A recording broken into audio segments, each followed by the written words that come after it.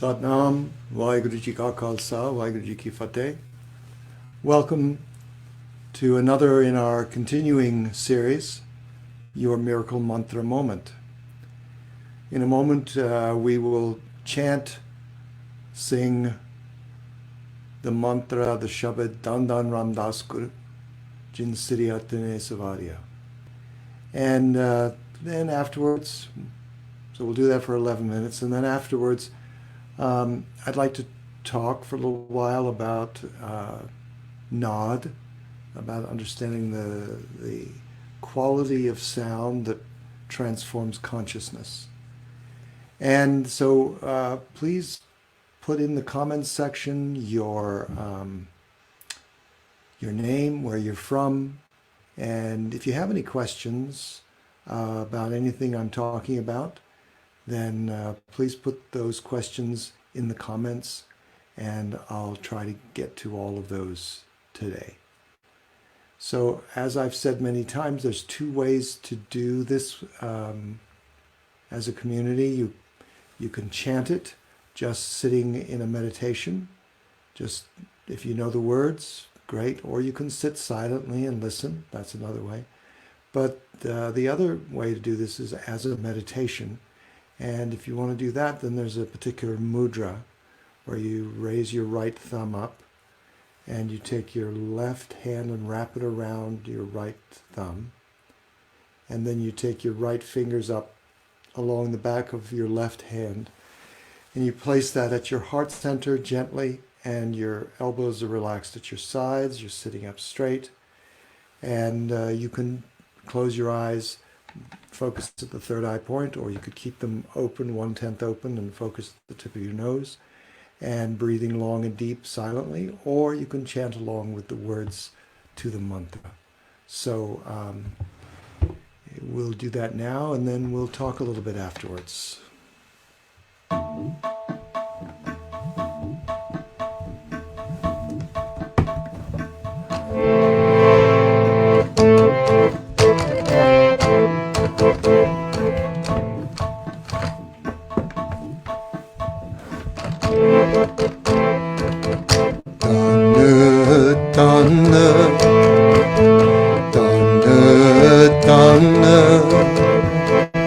Ramdas Guru,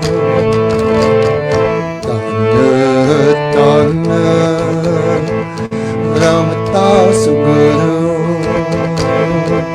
Jin Siriyatane Savarya, Jin Siriyatane Savarya.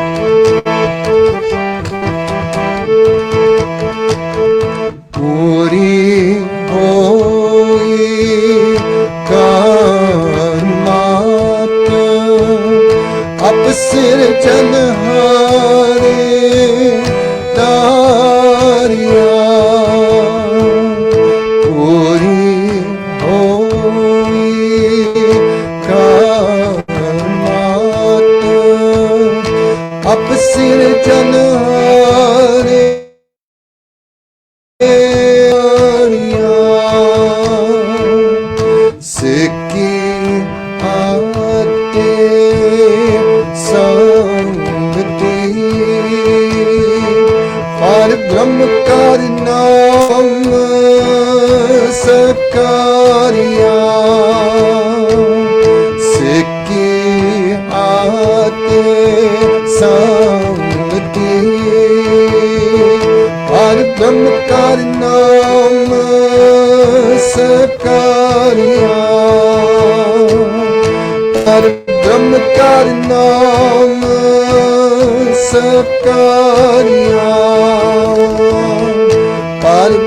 Karna Gaia Tanna Tanna Tanna Tanna Ramdas Guru Tanna Ramdas Guru Din Siniya Din Savariya Din Siniya Din Savariya Tanna Tanna Tanna Ramdas Guru Tanna Ramdas Guru Ramdas Guru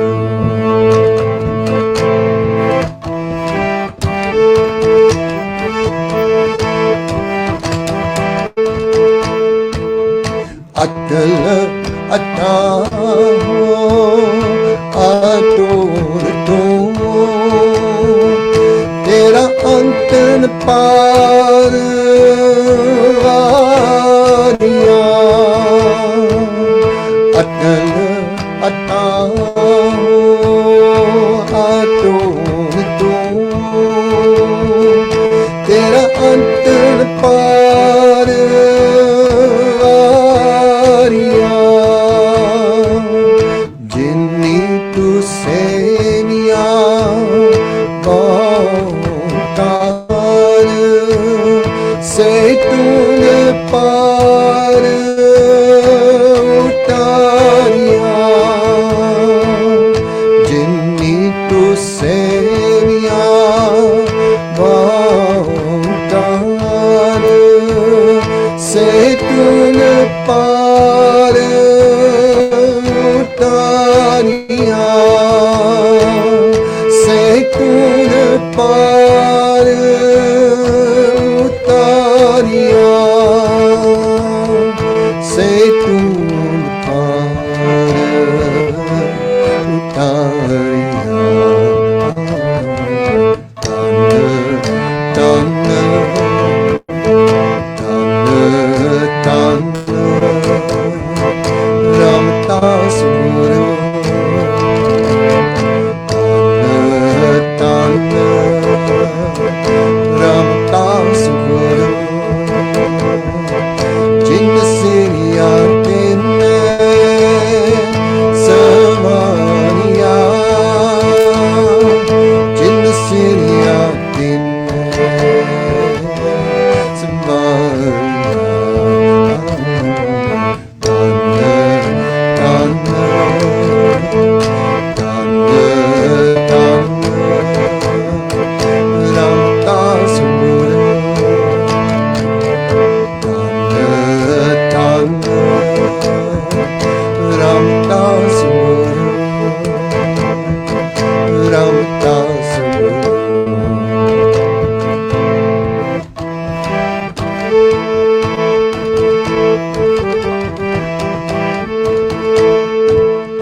Lam Lomb Kam Krodh Moh Mar Khade Tin Sapar Variya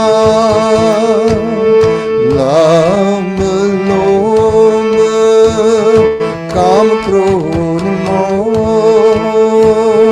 Mar Khade Tin Sapar Variya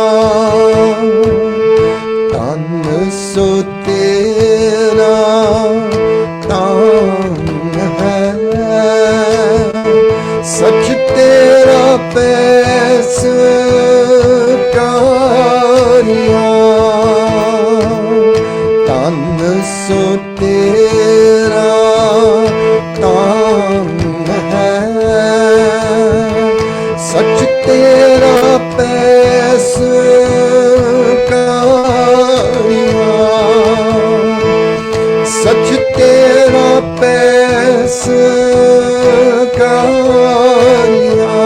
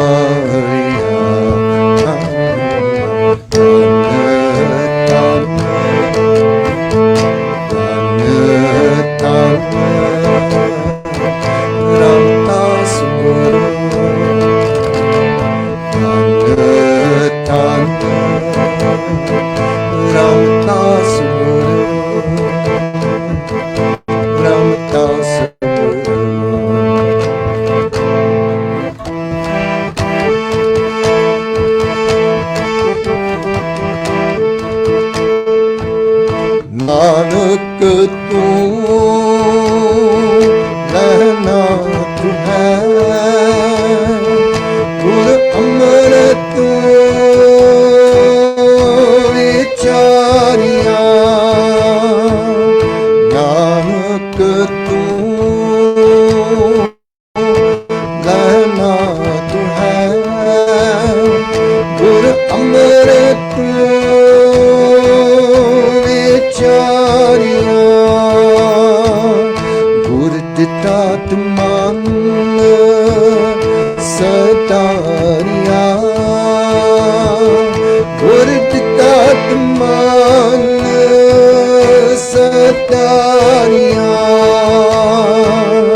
गुर दिता तुमान सतारिया गुर दिता तुमान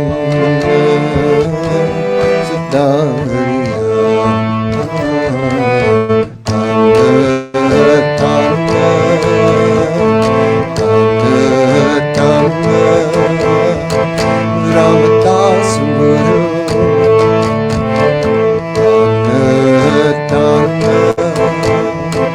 रामदास गुरु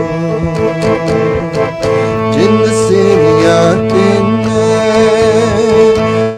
समारिया जिन सिरिया तिन्ने सवारिया जिन सिरिया तिन्ने सवारिया जिन सिरिया तिन्ने सवारिया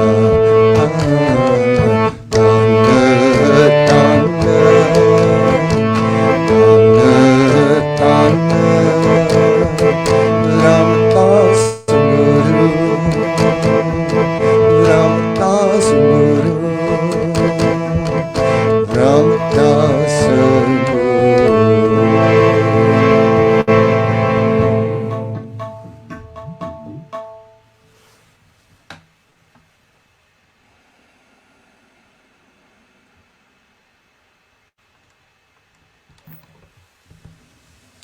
ਵਾਹਿਗੁਰੂ ਜੀ ਕਾ ਖਾਲਸਾ ਵਾਹਿਗੁਰੂ ਜੀ ਕੀ ਫਤਿਹ. So thanks to all of you who've joined us. And I'm going to bring my computer a little closer so I can see your comments. So please let me know where you're calling in from, and if you have any questions, that would be great.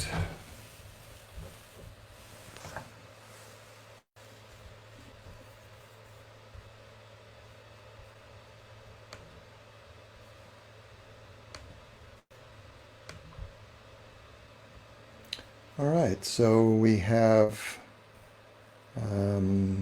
some regulars in our programs that have been coming for a while. Kiran Deep from the UK, and she's posted the words there for the Shabad in Gurmukhi and English, or transliteration.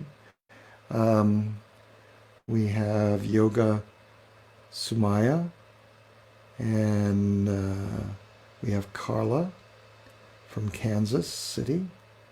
All right. And we have Rebecca. And I think Rebecca's been a pretty regular participant from South Texas. And we have Lynn from Atlanta. And let's see, we have Jasveer Singh. And we have Abhay Raj Singh again. Always nice to see you, Abhay Raj. We have Kate from England, from Rutland, or Kat, Kat. And we have Puka from Chile. And we have Mahan Sangeet, also a regular. We have Judith from Latvia, and Gulzan, who's a regular from North Carolina. We have Mabel from Brazil, and Lynn Krebs, also a regular, and Laura from Mexico. So, yes, thank you. Hello to all of you and welcome. So,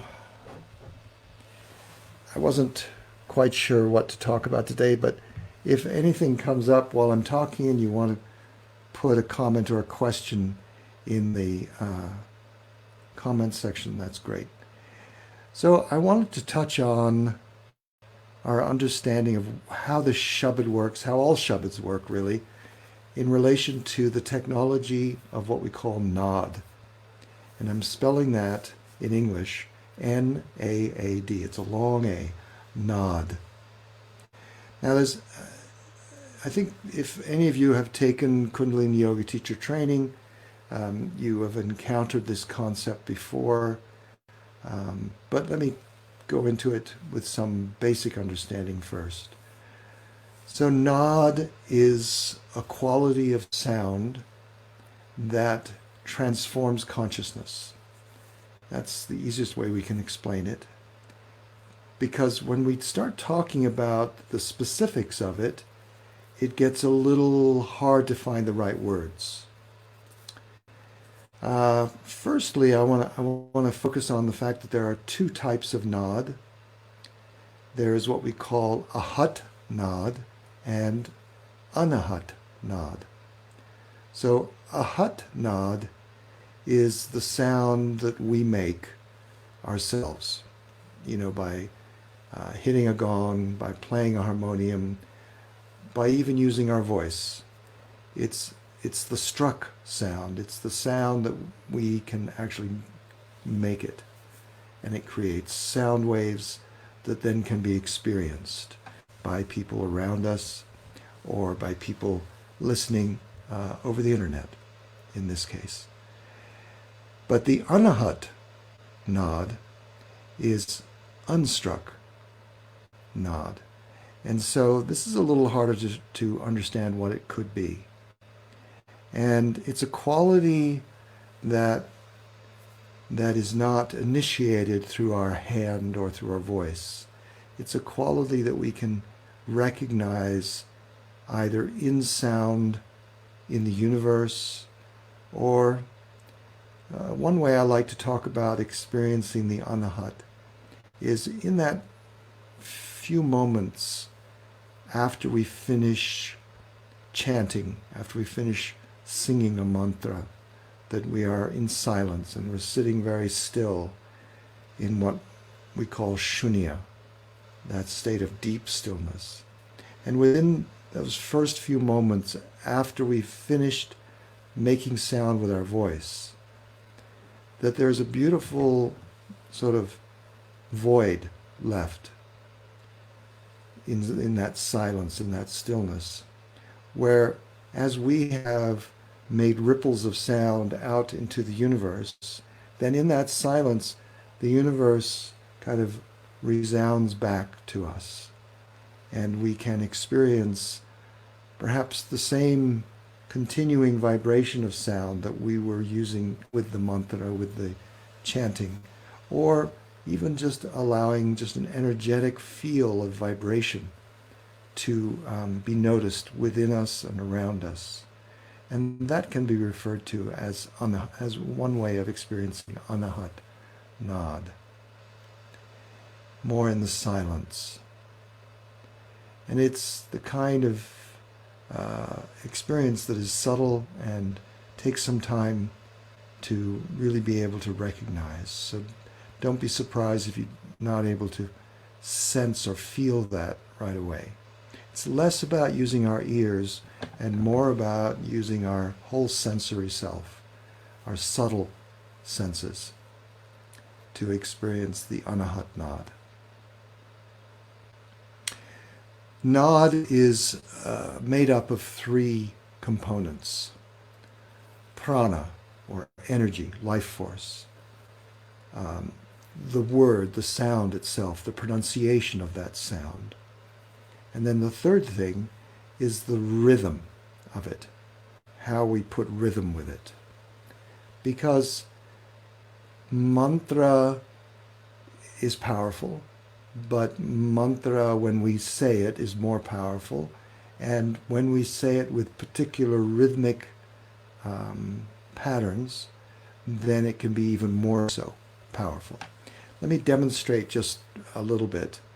Like if I take the mantra from Jap Sahib by Guru Gobind Singh, the 10th Guru, the mantra Gobinde Mukhande Udhare Apare Hariyam Karyam Name Akame. So if I chant that,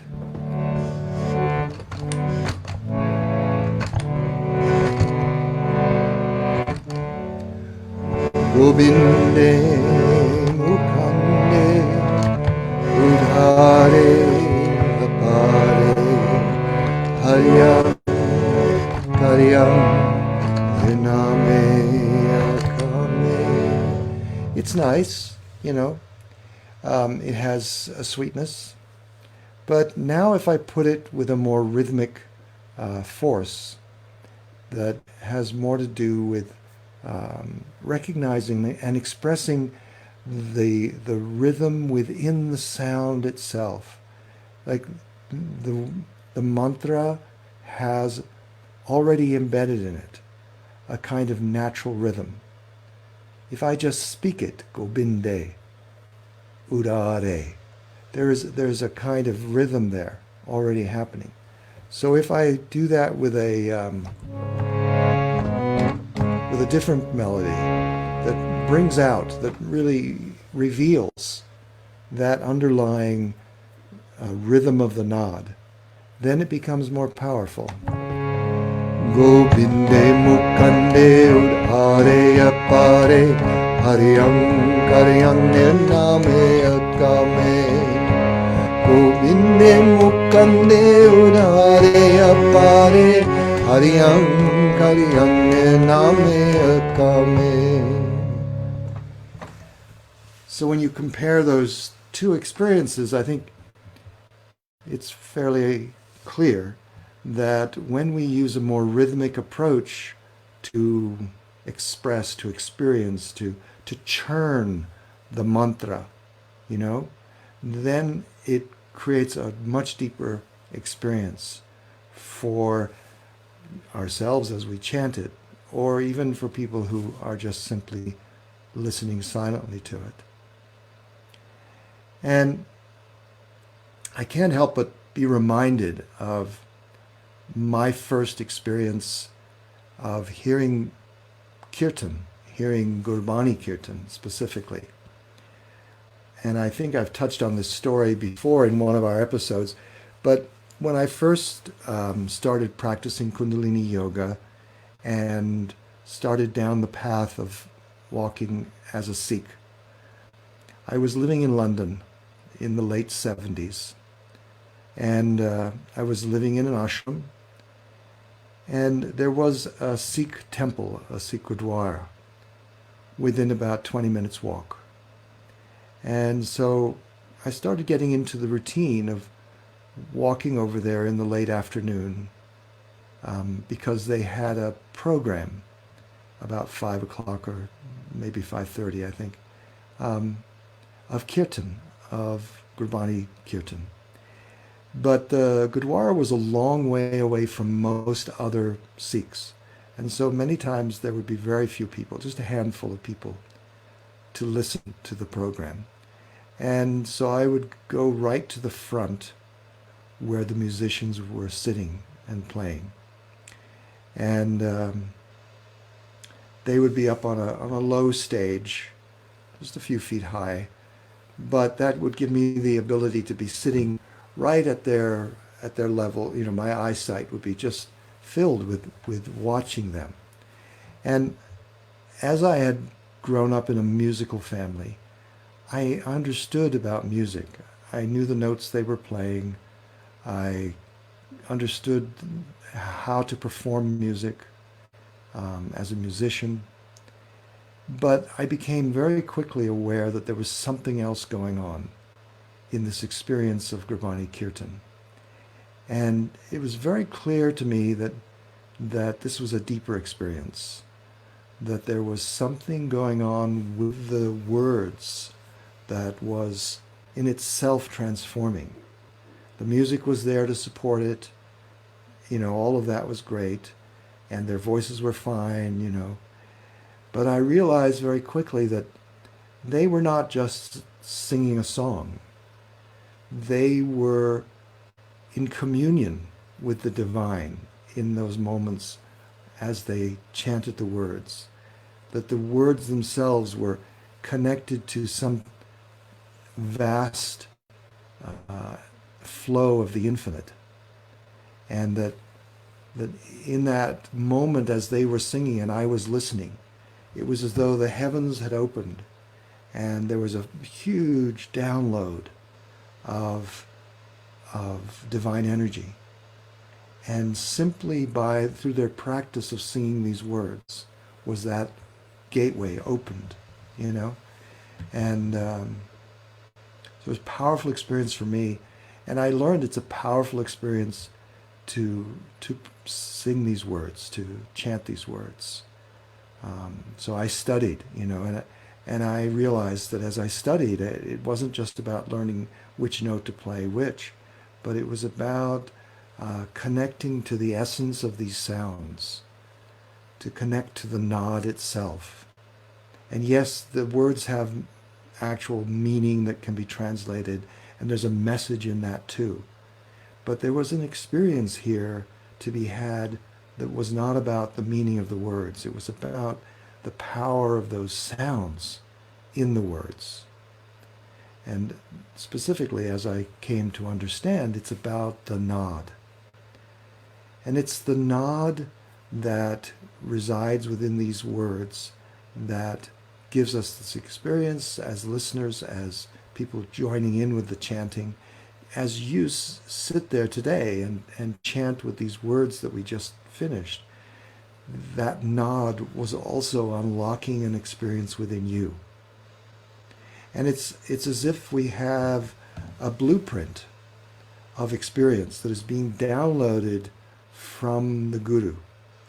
That these words the Guru spoke, or these words the Guru blessed in a way as being powerful expression of the nod.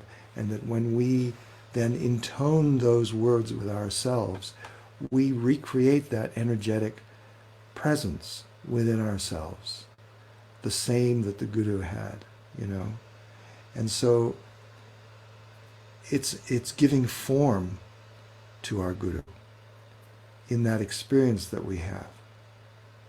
And I've talked about this before in relation to Shabad Guru, what we call Shabad Guru, which is referring to the presence of the Guru within the word, the presence of that infinite wisdom that transforms from dark to light within the actual sound current in the words that we chant. That's the manifestation of the Shabad Guru. That's why we do these words and not just any words.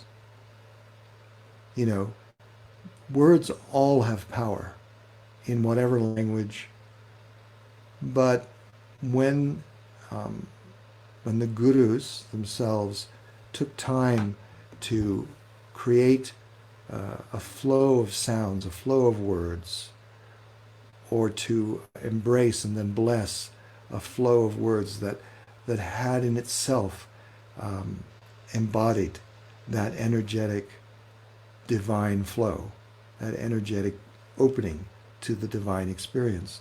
That within that if they have given that to us, then that's unique, that's special from the words that I'm using right now, from the words that we use in our everyday lives.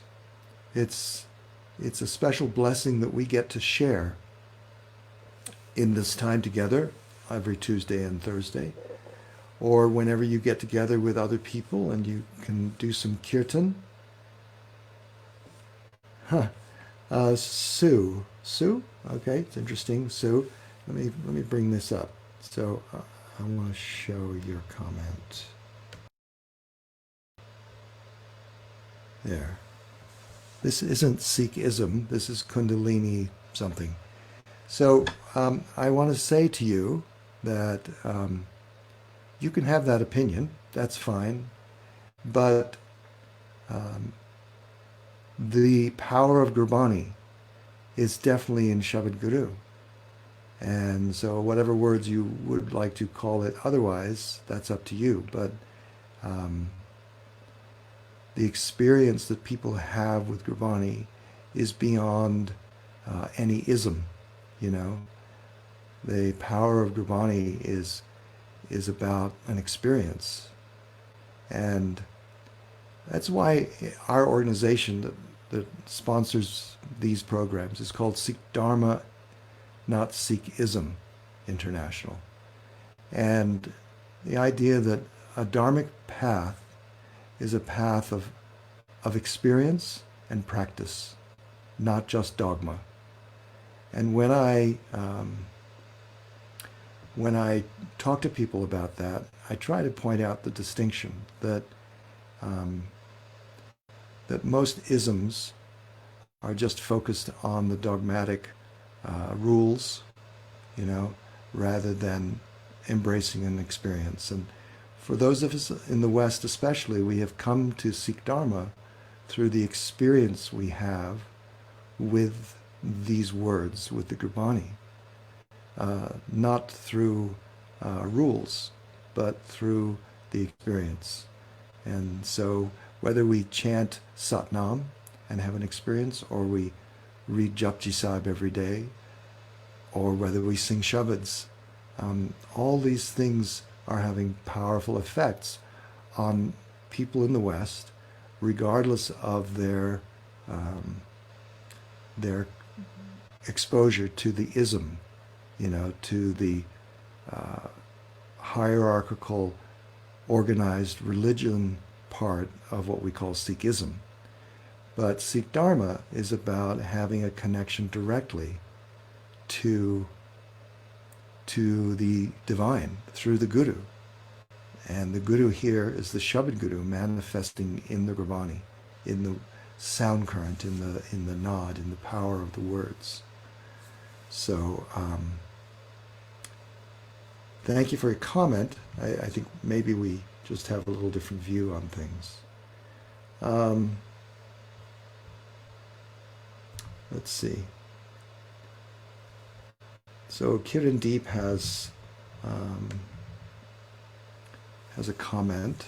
She says the Siddhi Guru Granth is all written in rag music. So if this isn't directly linked to what has been shared about power and importance of Naad, then what? Yeah, I understand. Yeah.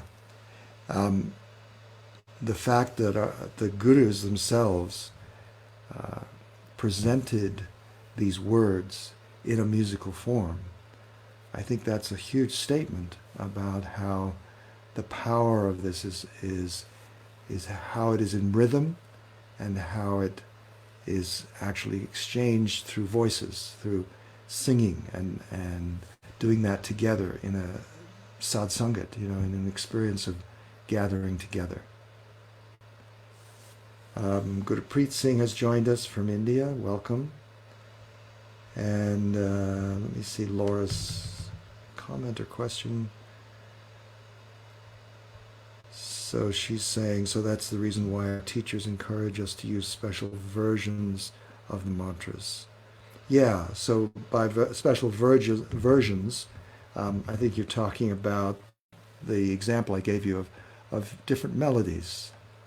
There are a lot of recordings out there of mantras and shabads and things, but you have to be a little discerning to find those that really allow that the quality of the Naad itself that's already existing in those sounds to come out and not be suppressed into or somehow, you know, reshaped into a tune that doesn't allow it to breathe, doesn't allow it to be fully embodied. And I think that's very important. And whenever I talk to people who are just starting down this road of perhaps composing a melody to use with a mantra or a shabad, I like to remind them that, you know, just check in with the words themselves. Perhaps if you just say the words first, without a melody, like today, we chanted Dhanram Ramdas Guru. So perhaps just get very familiar with the words without a melody. You know, Dan Dan Ram Das Guru, Jin Sriyatine Savariya, Puri Hoi Karamat Apasir Janahare Darya, Sikkiyate Sangati Para Brahma Karanama Sakarya, and so forth, so that you experience the words without melody, just so that you can have an experience of those sounds in your mouth in a way that feels right. And then, then you can start to think, well, how does that fit to perhaps a melody? What melody might work for that and still allow that quality of the nod to be expressed?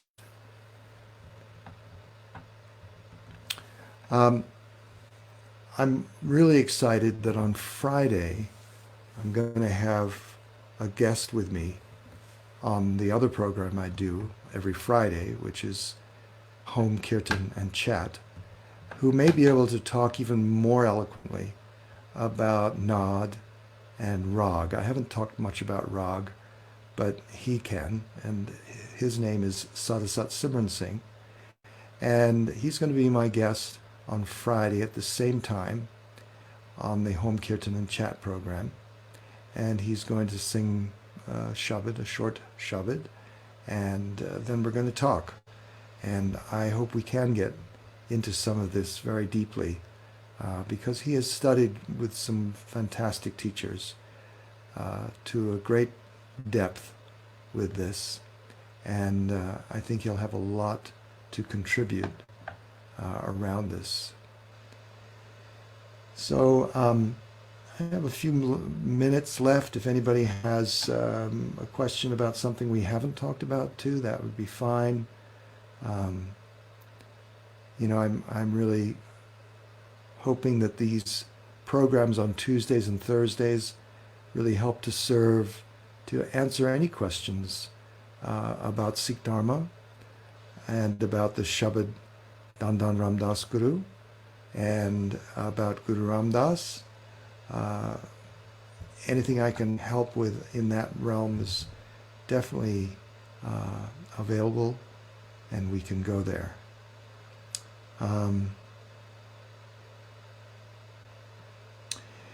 I'll tell you another story that sort of helps while we're waiting. And that is that there was a man who was